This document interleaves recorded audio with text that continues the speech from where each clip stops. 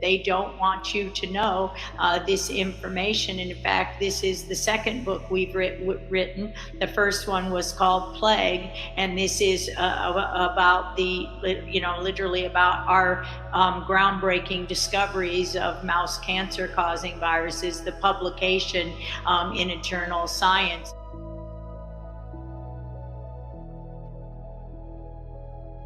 And when it became clear that of the number of strains of these mouse cancer-causing and neuroimmune disease-causing viruses that had entered the human virome by way of a contaminated blood supply and contaminated vaccines with lots of animal tissues and lots of different viruses, they needed to shut this down because, of course, this is exactly what happened.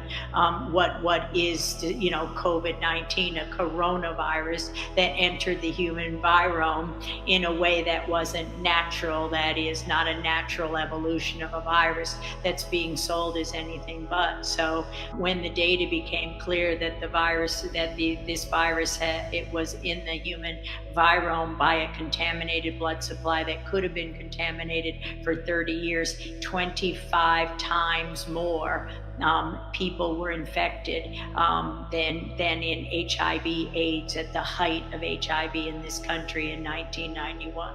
So as the data emerged that likely these mouse viruses got into humans by way of contaminated vaccines, then of course the hammer began to fall where publications were published, and I was told to deny the data, to misrepresent the data, to throw the data away. And when I refused to do so, I was fired. My lab was locked down on September 29th, and 2 offices and my entire 30-year career and everything, my notebooks, everything was confiscated. Then I'm arrested at the door with no warrant, as I'm surrounded by police cars. My house is, the water has the harbor patrol in it.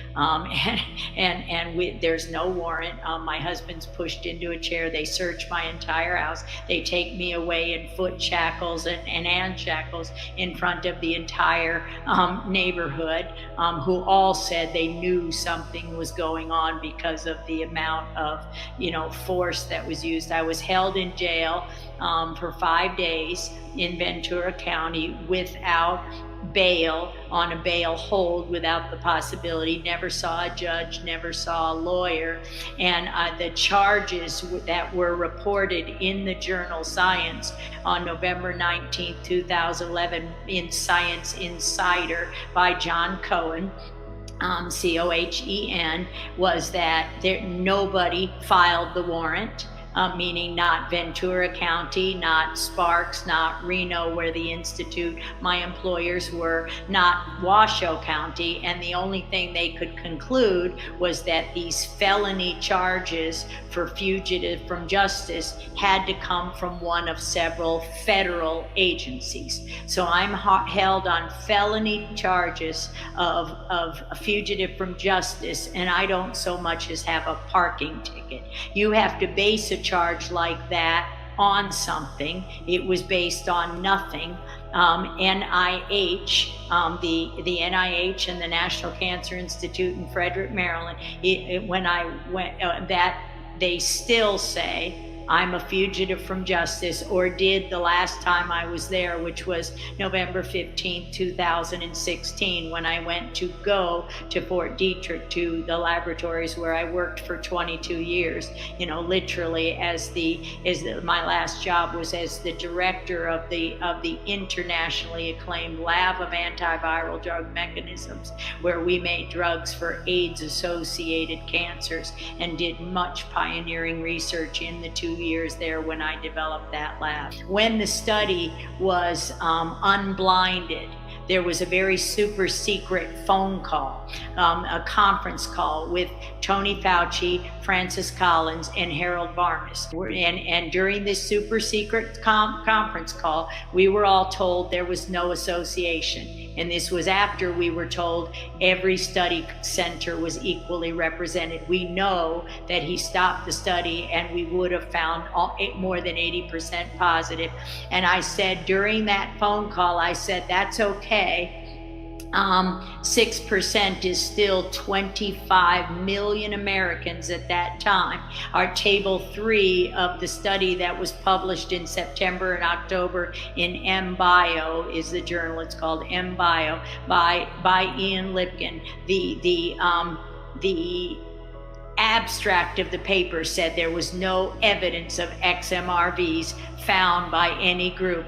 Clearly, on table 3 of that paper, there was 6.1% in the patients and 6.1% in the controls. So yes, there was no association, but we still, every single study that was ever done showed between 4 and 7.8% of the US population was infected, were asymptomatic carriers, if you were, and some very, very ill with many, many cancers.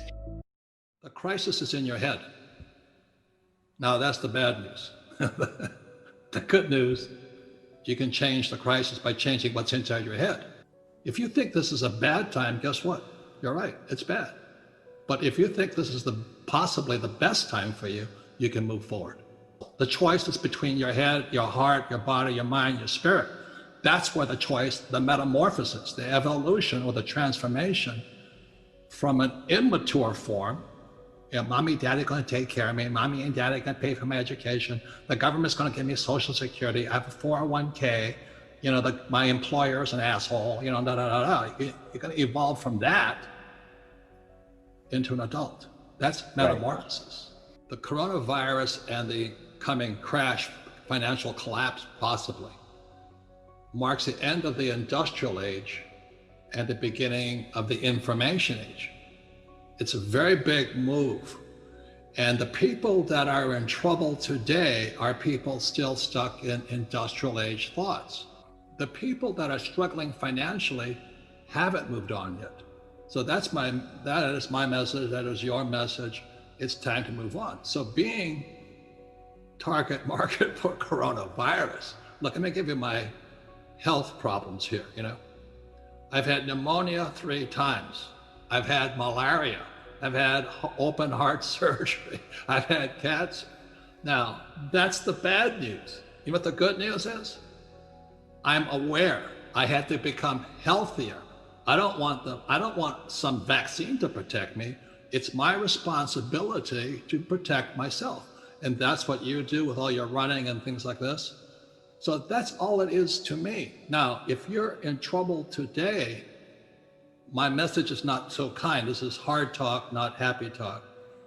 Because as I was warning everybody, this crisis was coming. But it would be irresponsible of me to warn people of the crisis and not personally make changes myself. So The good news is the crisis is in your head. The bad news is in your head. But what do you mean by the crisis is in their head? Because most people will react very strangely to that statement. They'll say, no, Robert, it's out there, and it's this little virus that's moving around and infecting and killing people. But that's not the way you see it. Well, the virus is real. The question is, how healthy are you? So I could be a victim right now saying, I have heart disease, diabetes, I'm overweight, I've had pneumonia 3 times, I've had malaria, and all that did was inspire me to be healthier. And so let me give you my definition of health. Health is mental health, emotional health, spiritual health, and then physical health. So I spend a lot of money and time on my mental health, my emotional health, my spiritual health, and my physical health. And the average person goes to their doctor once a year for an annual checkup. That's not health, that's called medicine. So this is my biggest complaint, is that who determines our medicine is the insurance companies, some of the biggest financial institutions in the world. So the average person, because they have no wealth, can't afford my health care. They can't afford my, the physician I see is $5,000 a visit. And if you have health insurance, they won't see you. So that's healthcare and wealth care. So if you're still thinking your physician is going to save you, that's old thinking. If you think that you spiritually can do what you don't like, that's old thinking. You know, job security and all that's old thinking. If you think you can just, if physical exercise for you is shopping, you're out of luck. And mental health is crucial. I mean, what thoughts do you have in your head? If you grow up mentally, emotionally, spiritually, physically, financially, and health-wise, voila, this is the best thing that happened to me. But if you're still a victim, you're not going to make it. So for many people, this corona crisis and the ensuing depression that we're going into is your wake-up call, or you're going to be a victim, and somebody's going to step on you like the little worm you are because you didn't metamorphosize. You didn't transition from an immature form to a mature form. So I'm okay today is I can prove I know what I'm talking about. Doesn't mean I don't have problems, because every problem makes me stronger. But if you can have that attitude, improve your financial education, you'll do fine. This will be the best thing that ever happened to you. If not, this is the worst thing that happened to you. The metamorphosis begins when you look in the mirror. And it's just like when I was going to blow this little boy's head off in Vietnam. I said, why am I doing this? Why am I going to kill this little 10-year-old boy? And he was a Viet Cong. I mean, I was justified by the rules of engagement to shoot him. But one day I wondered, why am I doing this? And if you're standing in front of the mirror today, with this coronavirus and looming depression, how did I get here is the question. What don't I know? What did my information, education, cultural background, what did not prepare me for today? That's where the transformation or the metamorphosis begins. I mean, you take responsibility. Everybody talks about rights, but we have personal responsibilities too. And unfortunately, our university systems have failed us miserably. And the reason for that is every professor wants tenure. That's my whole family. That was the most important thing about getting a job, was tenure, job security for life. And that's what they teach kids without knowing it. They teach kids that life is dangerous and you need to be protected. So those of you at home right now who are sitting going, but I'm going to lose my job, my house, my pension, and all this, it's because you're trapped with old thoughts. And as most people know, is that, when I came up with Rich Dad, Poor Dad, 20-something years ago, mainstream media crucified me. They said, Rich Dad, Poor Dad, you don't know what you're talking about. I said, the rich don't work for money. Savers are losers. Your house is not an asset. And I was crucified, just crucified. And the good news is, as several of your guests have said, the most important thing you can have now is not job security, but meaningful work. So you and I don't need the money, but our work is meaningful. And it's our meaningful work that gets us through the hard times. If you're losing money right now, the problem starts in what you were taught in school. Because they never taught you anything about money. They never taught you about a financial statement, like my rich dad did. They teach you that diploma is everything. It's a piece of toilet paper. So this is how what Fuller talked about, the prison is inside our head, Buckminster Fuller. It starts with misinformation and misorientation. Misinformation, misorientation. And he says, how dare our schools punish kids for making mistakes? How else do you learn if you don't make a mistake and learn from your mistake? He says, God designed us. I'm not really religious, I'm not preaching here, okay? God designed us to learn by making mistakes. For instance, a baby learns to walk by falling down. Baby learns, to ride a bicycle by falling off the bicycle. Tiger Woods, the greatest golfer ever in history of the world, because he made more mistakes than you and I did. But our schools punish you for making mistakes. That's misorientation, misinformation. My message is the same as some of your other guests. This is metamorphosis time. Financial education, in Rich Dad's terms, is really financial transformation. And the definition of metamorphosis is very important. Metamorphosis, the definition is the evolution or the transformation from an immature form to an adult form. An immature form to an adult form. Metamorphosis is the same as a caterpillar turning into a butterfly. And Fuller always said there's nothing to predict a butterfly inside a caterpillar. So everybody listening right now, if you're struggling financially, just think of yourself as a little caterpillar. And this crisis is your cocoon. The question is, what do you emerge as? Do you emerge as a victim? You know, the world did that to me, and the capitalists are crook, and the rich are bastards, and all this stuff? Or do you say, oh, this is the best thing that ever happened to me? The same as my health. I am ground zero for the coronavirus. All that it does is inspire me to get healthier.